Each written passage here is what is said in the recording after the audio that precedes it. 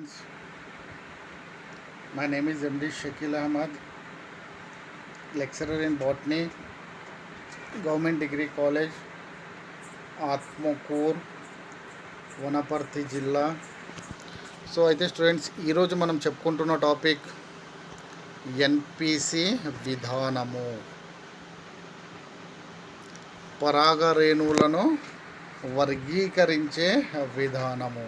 అయితే ఈ పరాగ రేణువులను మనము వర్గీకరించేటప్పుడు ఏ లక్షణాలను పరిగణలోనికి తీసుకోవాలి అని మొట్టమొదటిసారిగా ఎర్డ్మ్యాన్ అనే శాస్త్రజ్ఞుడు ఈ ఎన్పిసి విధానాన్ని కనుగొన్నాడు.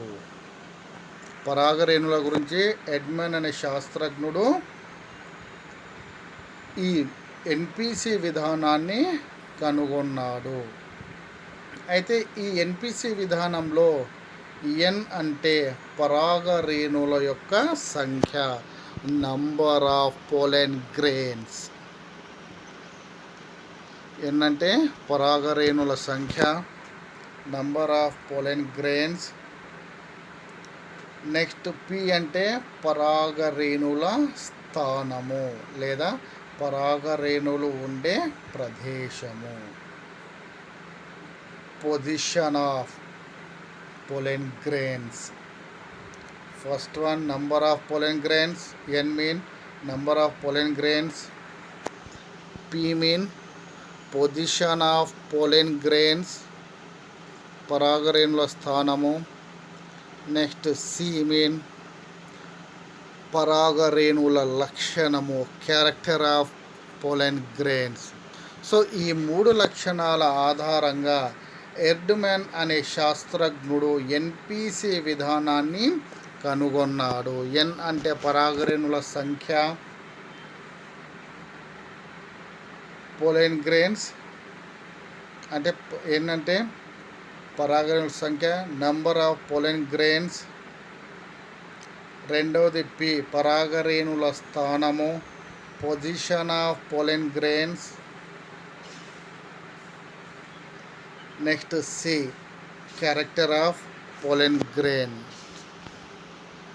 చూడండి ఇక్కడ structure of NPC classification after Erdtman. ఈ ఎన్పిసి విధానాన్ని ఎర్డ్మ్యాన్ అనే శాస్త్రజ్ఞుడు 1969వ సంవత్సరంలో కనుగొన్నాడు. He discovered his theory in 1969. చూడండి ఇక్కడ first one atreme, homotreme, అనమోట్రీమ్.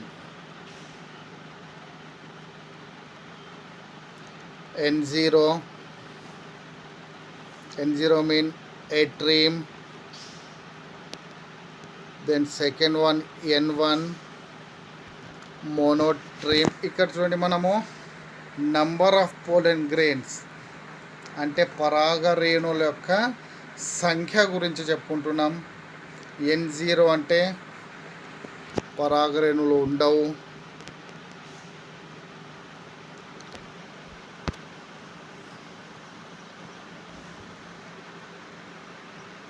Okay, పరాగరేణులో రంధ్రాలు ఉండవు కాబట్టి దీన్ని ఎట్రీమ్ అని.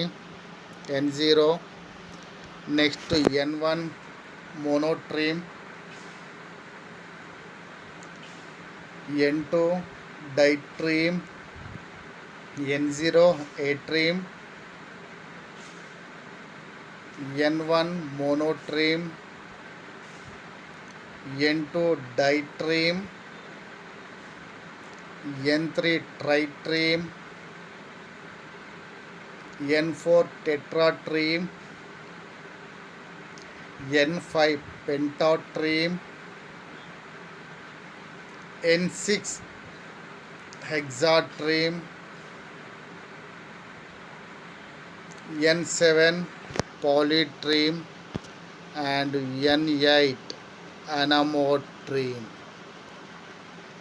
ఓకే, సో ఈ విధంగా పరాగరేణువుల్లో రంధ్రాలు ఏర్పడే విధానాన్ని బట్టి వీటిని మనం దాదాపుగా 9 రకాలుగా వర్గీకరించాము. N0 ఏట్రిమ్, N1 మోనోట్రిమ్, N2 డైట్రిమ్, N3 ట్రైట్రిమ్, N4 టెట్రాట్రిమ్, N5 పెంటాట్రిమ్, N6 హెక్సాట్రిమ్, N7 పాలీట్రిమ్, N8 అనమోట్రిమ్. Mono అంటే ప్రతి పరాగరేణులో ఒకే రంధ్రం ఉంటే దాన్ని మోనోట్రిమ్. ఏట్రిమ్ అంటే ప్రతి పరాగరేణులో రంధ్రాలు ఉండవు. సో కాబట్టి ఇక్కడ చూడండి, N0 ఏట్రిమ్, వీటిలో పరాగరేణుల సంఖ్య అంటే ఉండే రంధ్రాల సంఖ్య అనేది తెలియదు. Then second one N1 or monotreme. Monotreme అంటే ప్రతి పరాగరేణువులో కూడా ఒకే ఒక బీజరంధ్రం ఉంటుంది కాబట్టి దీన్ని మోనోట్రిమ్ అని అంటారు. N0 లేదా ఏట్రిమ్ అంటే ఈ రకమైన పరాగరేణువులో బీజరంధ్రాల సంఖ్య అనేది తెలియదు. రెండవది N1 ఆర్ మోనోట్రిమ్. ఈ రకమైన పరాగరేణువులో ఒకే ఒక బీజరంధ్రం ఉంటుంది. Then next one N2 trim, N2 లేదా డైట్రిమ్. ఈ రకమైన పరాగరేణువులో 2 బీజరంధ్రాలు ఉంటాయి. N3 ట్రైట్రిమ్ అంటే ప్రతి పరాగరేణువులో కూడా 3 బీజరంధ్రాలు ఉంటే దాన్ని ట్రైట్రిమ్ అని అంటారు.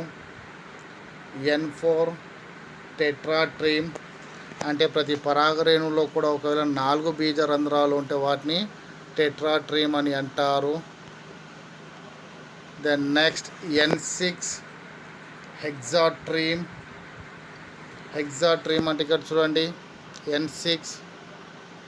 N6లో మనకు బీజరంధ్రాలు అనేవి 6 కనిపిస్తవి కాబట్టి దాన్ని హెక్సాట్రిమ్ అని అంటాం. ఫస్ట్ వన్ N0 చూడండి, ఇక్కడ పరాగరేణులో బీజరంధ్రాలు లేవు కాబట్టి దీన్ని మనము ఏట్రిమ్ అని పిలిచినాం. సెకండ్ వన్ N1 మోనోట్రిమ్ అంటే ప్రతి పరాగరేణువులో కూడా ఒకే ఒక బీజరంధ్రం ఉంటుంది కాబట్టి దీన్ని మోనోట్రిమ్ అని. నెక్స్ట్ డైట్రిమ్ N2 అంటే ప్రతి పరాగరేణువులో 2 బీజరంధ్రాలు ఉంటాయి కాబట్టి డైట్రిమ్ అని. N3 ట్రైట్రిమ్ ప్రతి పరాగరేణువులో కూడా 3 బీజరంధ్రాలు ఉంటాయి కాబట్టి ట్రైట్రిమ్ అని. నెక్స్ట్ N4 టెట్రాట్రిమ్ ప్రతి పరాగరేణువులో 4 బీజరంధ్రాలు ఉంటాయి కాబట్టి దాన్ని టెట్రాట్రిమ్ అని. N5 పెంటాట్రిమ్ ప్రతి పరాగరేణువులో కూడా 5 బీజరంధ్రాలు ఉంటాయి కాబట్టి పెంటాట్రిమ్ అని. N6 హెక్సాట్రిమ్ ప్రతి పరాగరేణువులో కూడా 6 బీజరంధ్రాలు ఉంటాయి కాబట్టి దాన్ని హెక్సాట్రిమ్ అని. N7 పాలీట్రిమ్ అంటే ప్రతి పరాగరేణువులో కూడా 6 కన్నా ఎక్కువ బీజరంధ్రాలు ఉంటే వాటిని పాలీట్రిమ్ అని. N8 అంటే ఇక్కడ చూడండి, అనమోట్రిమ్ అంటే వీటిలో ఏర్పడ్డ బీజరంధ్రాలు అనే ఒక క్రమ పద్ధతిలో ఉండవు. దెన్ నెక్స్ట్ వన్ బీజరంధ్రాల స్థానాన్ని బట్టి. P ఒక position of pollen grains. P0 రంధ్రం యొక్క స్థానము తెలియదు కాబట్టి అక్కడ క్వశ్చన్ మార్క్ పెట్టేసుకున్నాం మనం. P1 కెటాట్రిమ్ అంటే సమీప ధ్రువము వద్ద ఒక బీజరంధ్రం మాత్రమే ఉంటుంది, దాన్నే మనం కెటాట్రిమ్ అని. నెక్స్ట్ P2 అనకెటాట్రిమ్ 2 ధ్రువాల వద్ద కూడా ఒక్కొక్క ఒక ధ్రువం సమీప ధ్రువం వద్ద ఒక బీజరంధ్రం ఇంకొక ధ్రువం వద్ద ఏర్పడింది అంటే దూరస్థ ధ్రువం వద్ద ఏర్పడితే వాటిని అనకెటాట్రిమ్ అని. P3 అనట్రిమ్ అంటే దూరస్థ ధ్రువం వద్ద ఒక బీజరంధ్రం ఉంటే ఎనాట్రీమ్ అని. నెక్స్ట్ P4 జోనోట్రీమ్, అంటే అనేక బీజరంధ్రాలు అనేవి ఒక వరుసలో ఏర్పడితే దాన్ని జోనోట్రీమ్ అని, ఒకే వరుసలో ఏర్పడితే జోనోట్రీమ్ అని. నెక్స్ట్ P5 డైజోనోట్రీమ్, అంటే అనేక బీజరంధ్రాలు అనేవి రెండు వరుసలలో ఏర్పడితే వాటిని డైజోనోట్రీమ్ అని.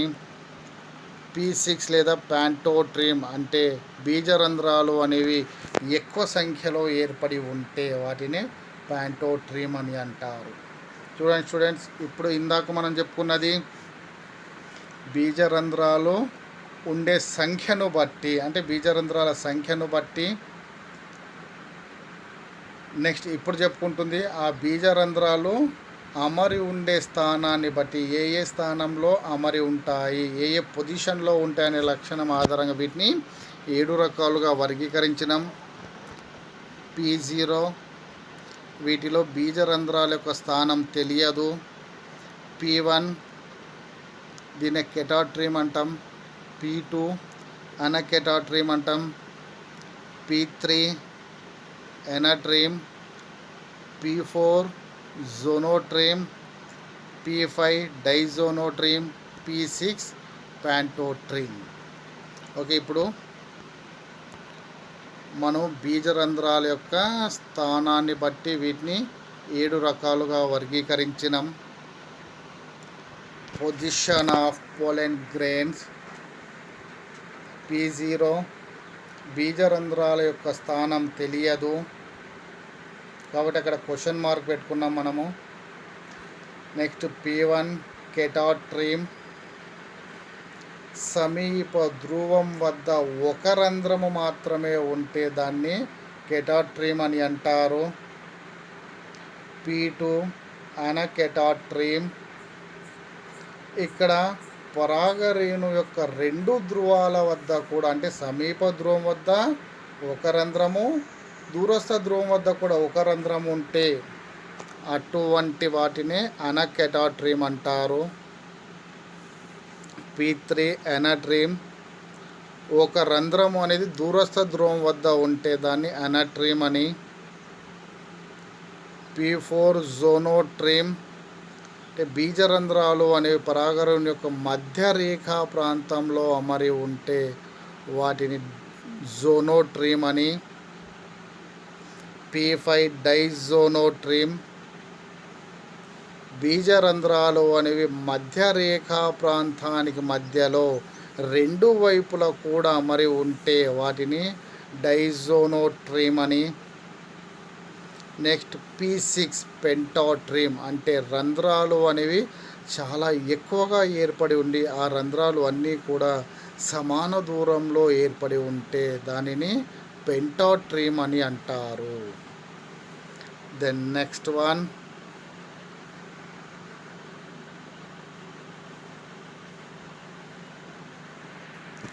C. N అంటే నంబర్ అయిపోయింది, P అంటే పొజిషన్ అయిపోయింది, C క్యారెక్టర్, అంటే ఆ బీజరంధ్రాలు అనేవి ఎటువంటి ఆకారంలో ఏర్పడి ఉన్నవి, ఆ లక్షణం ఆధారంగా కూడా వీటిని మళ్ళీ మనము 7 రకాలుగా వర్గీకరించినము. C0 ట్రీమ్, C1 లెప్టోట్రీమ్, C2 ట్రైక్రోమోటోమోకోల్పేట్, C3 కోల్పేట్, C4 పోరేట్, C5 కోల్పోరేట్, C6 పోరోరేట్.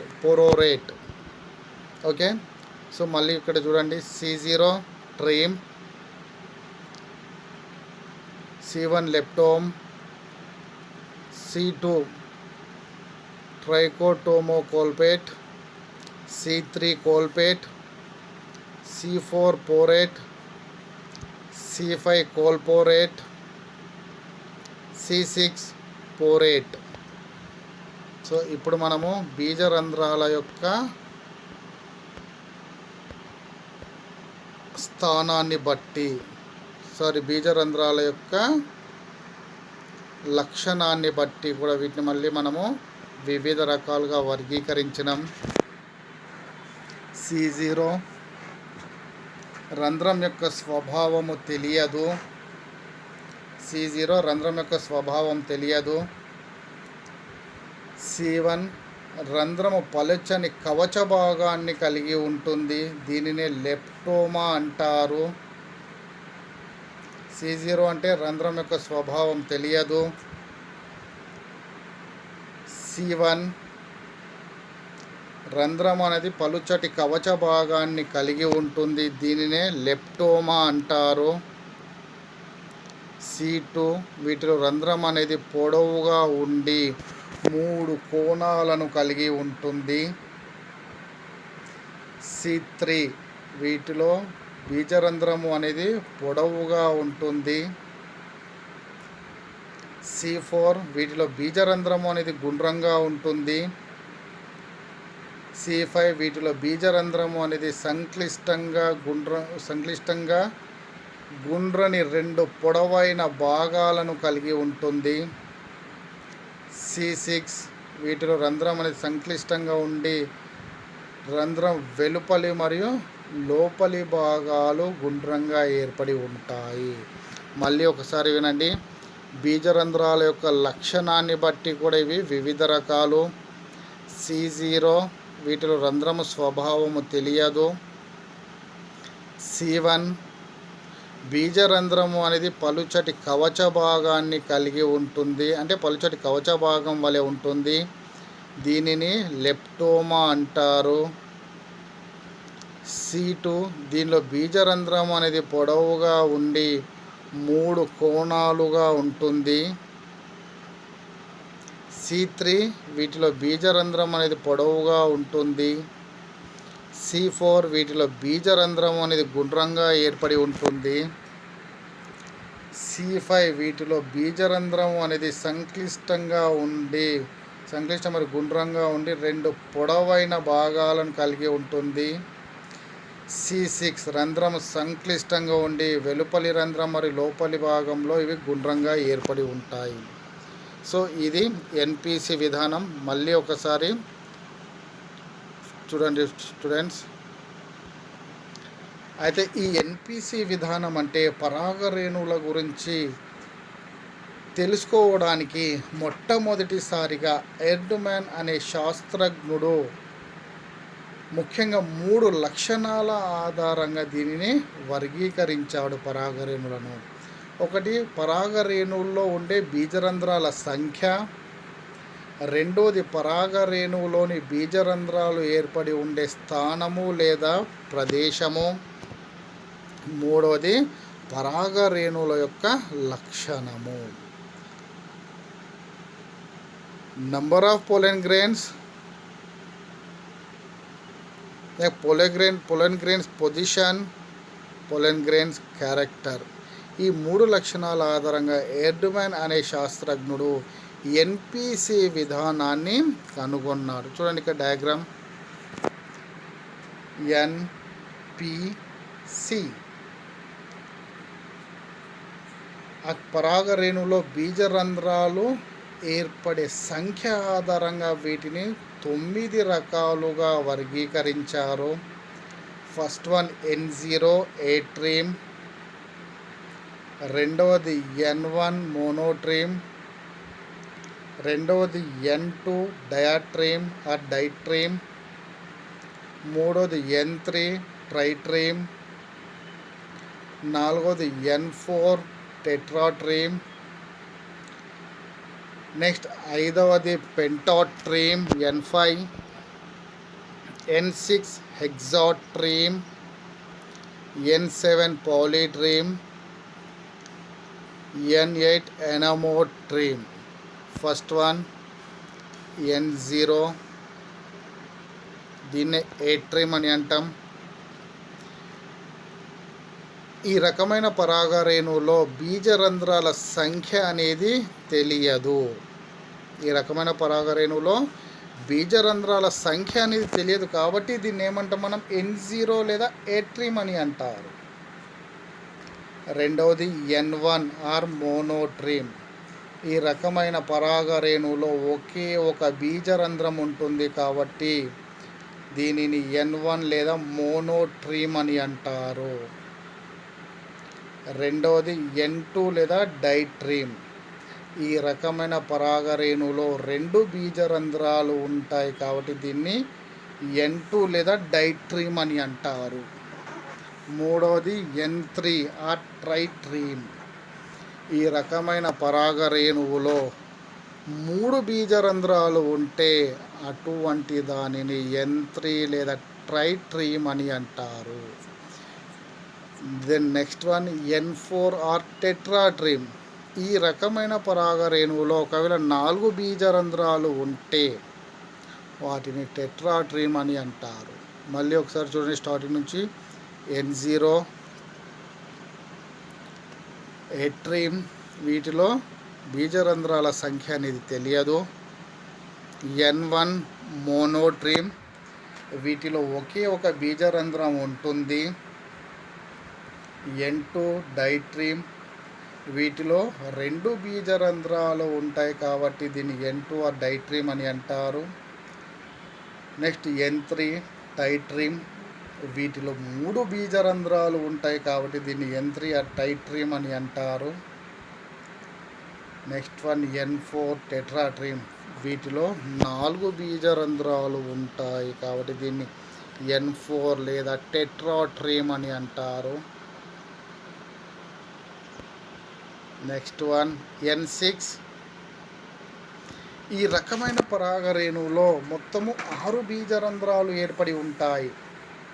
6 బీజరంధ్రాలు ఏర్పడి ఉంటే వాటిని హెగ్జాట్రీమ్ అని అంటారు. Then next one N7 పాలీట్రీమ్.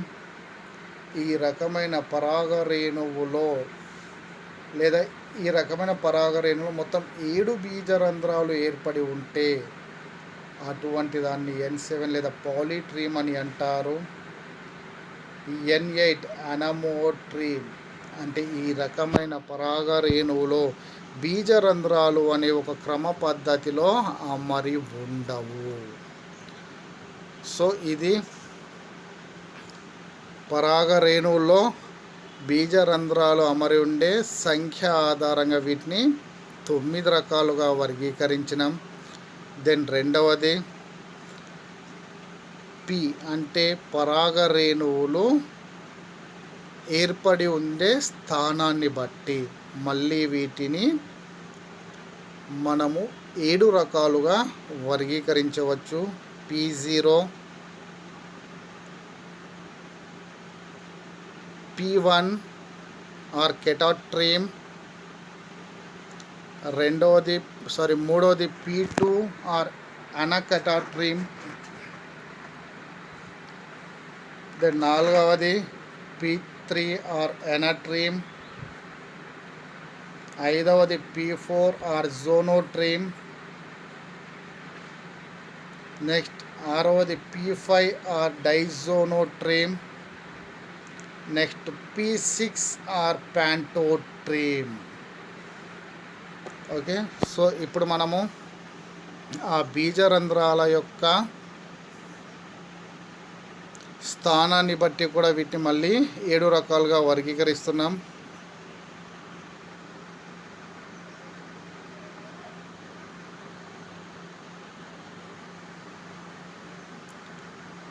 Position of pollen grains. P0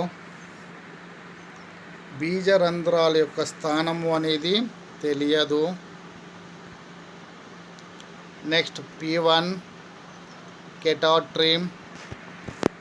పరాగరేణు యొక్క సమీప ధ్రువం వద్ద మాత్రమే ఒక బీజరంధ్రం ఉంటుంది, దాన్నే P1 ఆర్ కెటాట్రీమ్ అని అంటారు. P2 ఎనకెటాట్రీమ్. పరాగరేణువులోని 2 ధ్రువాల వద్ద కూడా, అంటే ఒకటి సమీప ధ్రువం వద్ద ఒక బీజరంధ్రము మరియు దూరస్థ ధ్రువము వద్ద ఒక బీజరంధ్రం ఉంటుంది. అంటే 2 ధ్రువాల వద్ద కూడా ఒక్కొక్క బీజరంధ్రం ఉంటే దాన్ని P2 ఆర్ అనకెటాట్రీమ్ అంటారు. P0 అంటే బీజరంధ్రాల యొక్క స్థానము తెలియదు. P1 కెటాట్రిమ్, సమీప ధ్రువం వద్ద ఒక బీజరంధ్రం మాత్రమే ఉంటుంది. దెన్ నెక్స్ట్ P2 ఎనాకెటాట్రిమ్, రెండు ధ్రువాల వద్ద రెండు బీజరంధ్రాలు ఉంటే వాటిని ఎనాకెటాట్రిమ్ అంటారు. P3 ఎనాట్రిమ్, వీటిలో ఒక బీజరంధ్రం ఏర్పడి ఉంటుంది. ఆ ఒక్క బీజరంధ్రం కూడా దూరస్థ ధ్రువం మీద అమరి ఉంటే దాన్ని ఎనాట్రిమ్ అంటారు.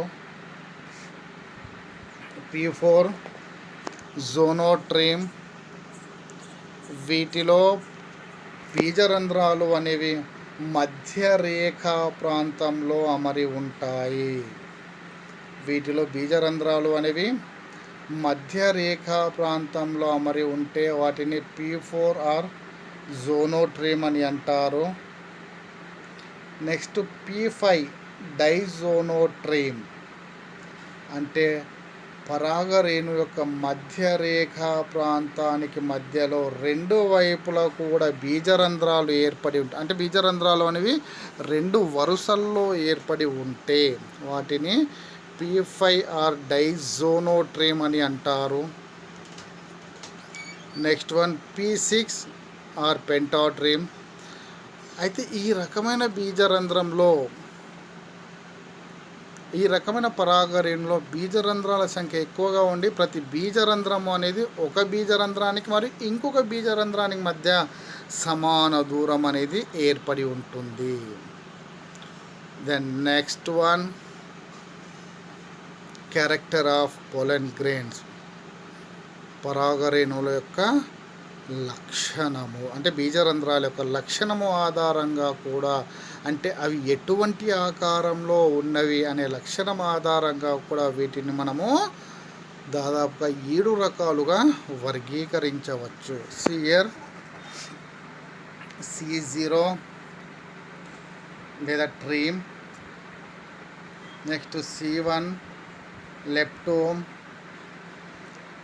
C2 ట్రైకోటోమోకోల్పేట్, C0 ట్రీమ్, C1 లెప్టోమ్, C2 ట్రైకోటోమోకోల్పేట్, C3 కోల్పేట్, C4 పోరేట్, C5 కోల్పోరేట్, C8 పోరేట్. So ఇప్పుడు మనము మూడవ లక్షణమైన బీజరంధ్రాల యొక్క లక్షణం ఆధారంగా NPC విధానం గురించి చెప్పుకుంటున్నాం. ఇక్కడ చూడండి,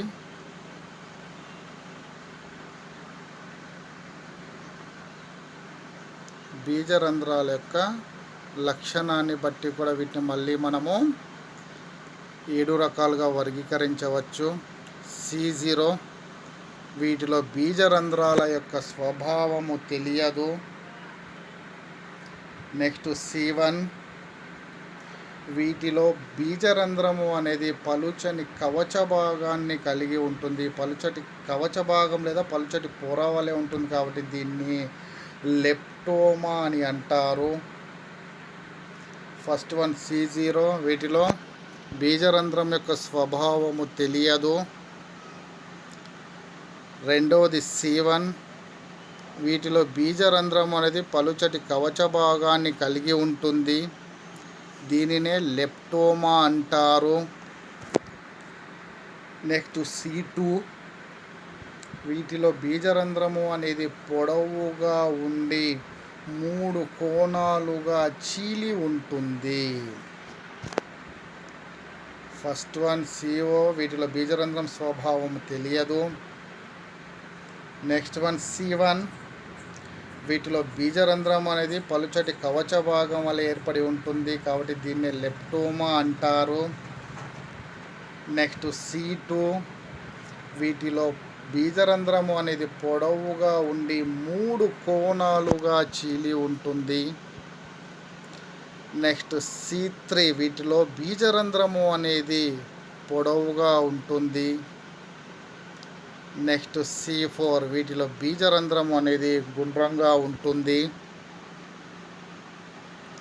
C5 వీటిలో బీజరంధ్రం అనేది సంక్లిష్టము మరియు గుండ్రంగా ఉండేది 2 పొడవైన భాగాలుగా ఉంటుంది. నెక్స్ట్ C6 వీటిలో బీజరంధ్రం సంక్లిష్టం మరియు రంధ్రం వెలుపలి మరియు లోపలి ప్రదేశంలో గుండ్రటి భాగాలను కలిగి ఉంటుంది. ఓకే, సో స్టూడెంట్స్, ఈరోజు మనం చెప్పుకున్న టాపిక్ ఎన్పిసి విధానము.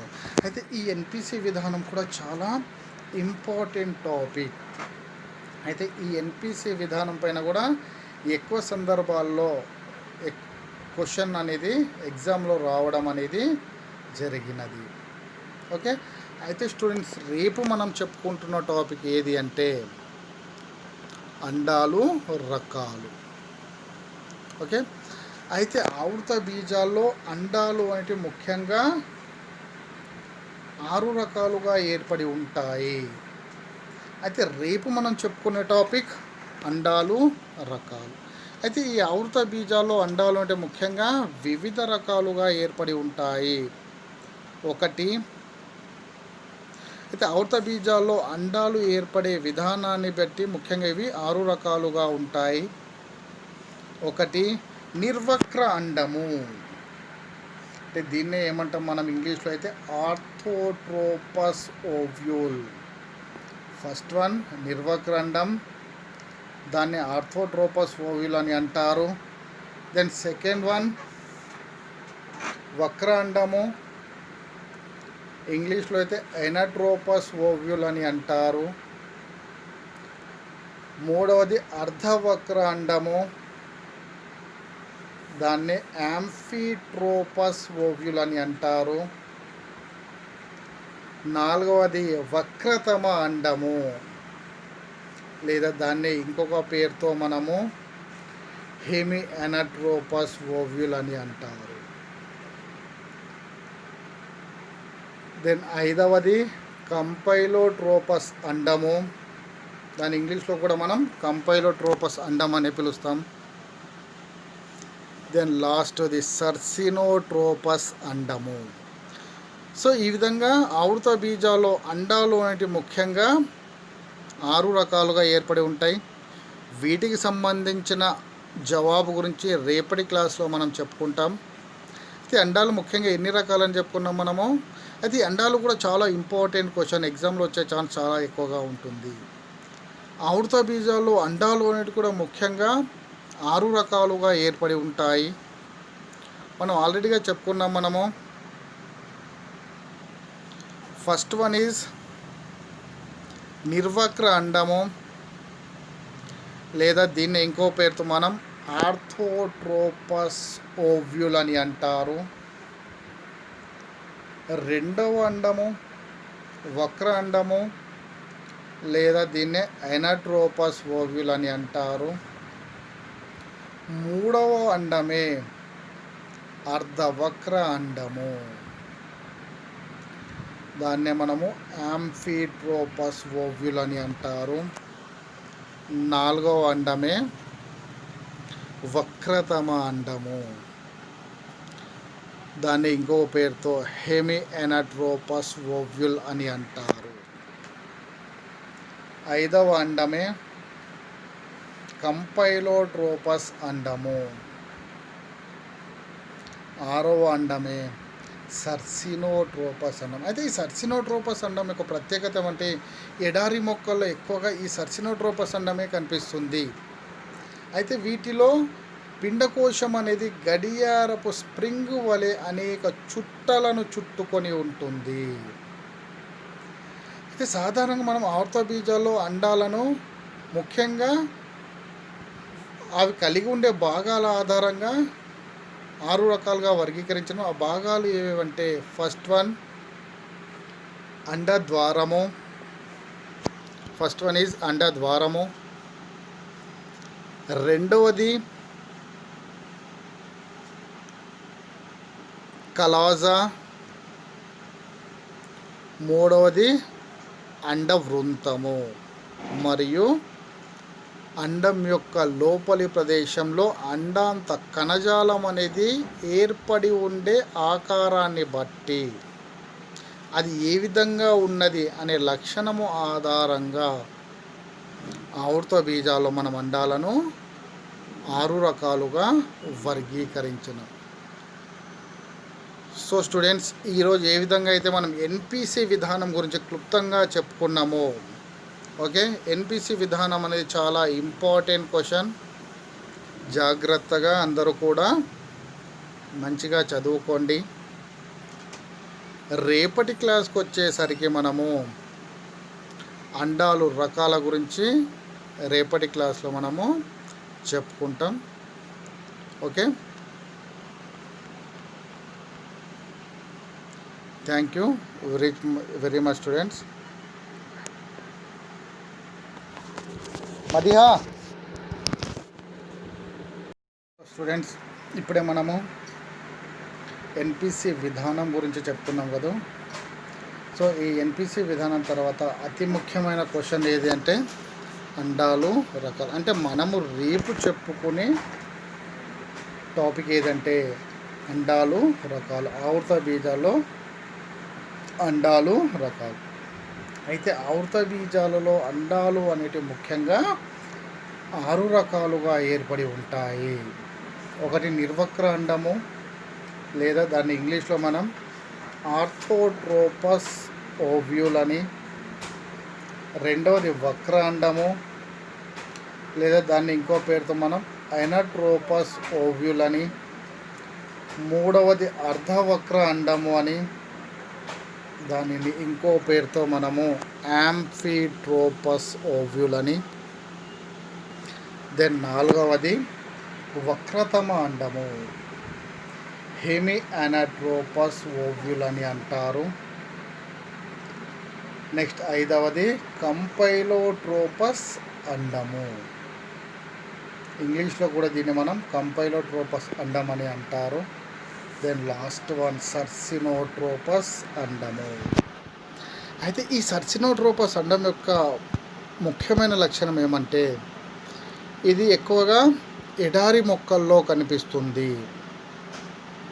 మరియు ఈ సర్సినోట్రోపస్ అండము అనేది వీటిలోని పిండకోశము అనేది ముఖ్యంగా ఒక గడియారపు స్ప్రింగు వలె అనేక చుట్టలు చుట్టుకొని ఉంటుంది. కాబట్టి ఇటువంటి అండాన్ని సర్సినోట్రోపస్ అండము అని అంటారు. అయితే ఒకసారి మళ్ళీ వినండి స్టూడెంట్స్, రేపు మనం చెప్పుకునే టాపిక్ అయితే ఎగ్జామ్లో చూడండి, ఇది ఎస్ఏ క్వశ్చన్ వచ్చే ఛాన్స్ చాలా ఎక్కువగా ఉంటుంది. కొన్ని సందర్భాల్లో 2 అండాలు మాత్రమే, ఏవైనా 2 అండాలుగా కూడా షార్ట్ క్వశ్చన్ అడిగే ఛాన్స్ ఎక్కువగా ఉంటుంది. అంటే నిర్వక్ర అండము, వక్ర అండము 2 కలిపి అడగవచ్చు, లేదా అర్ధవక్ర అండము, కంపైలోట్రోపస్ అండము, ఈ విధంగా. అంటే ఏవైనా 2 అండాలు కూడా షార్ట్ క్వశ్చన్కి అడిగే ఛాన్స్ ఎక్కువగా ఉంటుంది. మొత్తానికి ఈ అండాలు రకాల నుంచి కూడా ఎగ్జామ్లో ఒక క్వశ్చన్ వచ్చే ఛాన్స్ చాలా ఎక్కువగా ఉంటుంది. మళ్ళీ ఒకసారి వినండి, మనము రేపు చెప్పుకుంటున్న టాపిక్ అండాలు రకాలు. ఒకటి నిర్వక్ర అండము, లేదా దాన్ని ఇంకో పేరుతో ఆర్థోట్రోపస్ ఓవ్యూల్. రెండవది వక్రాండం,